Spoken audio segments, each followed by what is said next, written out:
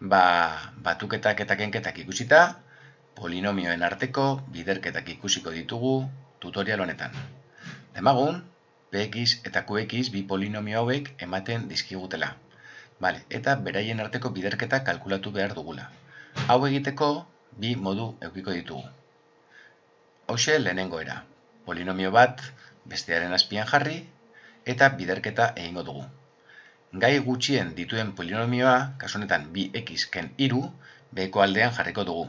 Eta gai gehien dituen polinomioa, honek 3 gai dituenez, goiko aldean. Orduan orain, beheko polinomio honen gai bakoitza, goiko polinomio osoarekin biderkatu beharko dugu. Orduan, -3rekin hasiko gara, -3 hau biderkatuko dugu goiko polinomio osoarekin. Hau da, -3 bider 7 -21.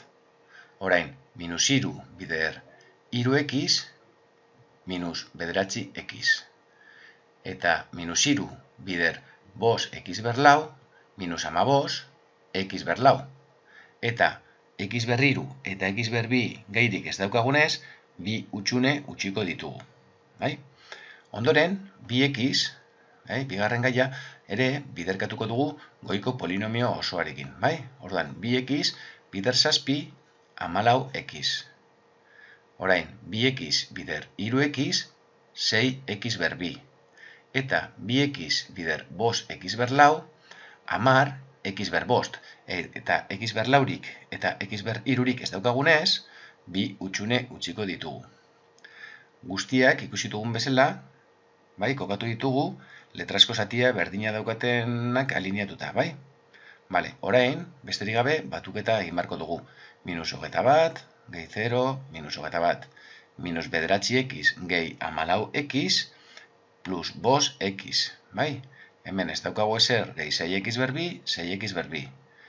Hemen ez dagoenez ezer, utxunea geratuko zaigu, eta orain, -15x ber lau gehi ezer, -15x ber lau, eta 10x ber 5, hemen txe, hau izango litzateke gure polinomioaren biderketa,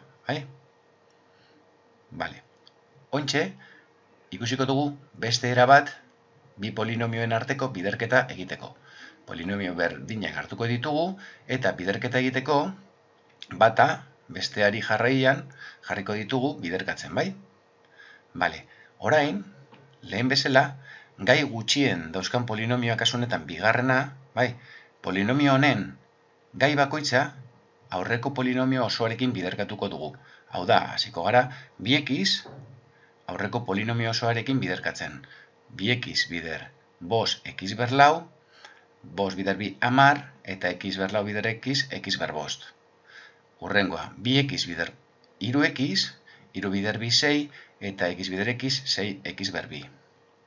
Eta orain, 2x bider 7, 7 bider 2 14, 14x. Ointxe, bigarren gai hartuko dugu, eta lehen bezala aurreko polinomio osoarekin biderkatuko dugu. Beraz, -3 bider 5x ber lau, minus 15x ber lau. -3 bider 3x, minus 9x. Eta -3 bider 7, minus 21. Oin, batuketak kenketa hauek egitea besterik ez dugu. Mailarik handienetik hasita, kasu honetan, x ber 5, 10x ber 5, eta x ber 5 gehiagorik ez dagoenez, 10x ber 5 geratuko litzaiguke. Horrengoa, x ber lau, minus 15x ber lau bakarra denez, minus 15x ber lau. X ber 3rik ez dago, eta x ber 2, hause bakarrik, gehi 6x ber 2. Orain, x-ak 14x, eta ken bederatzi x, 14 ken bederatzi, 5x. Eta, geratzen zaiguna, letrarik gabe dagoen gai hau, -21. Hau izango litzateke, lehen bezala, erantzun bera, baina egiteko beste erabat.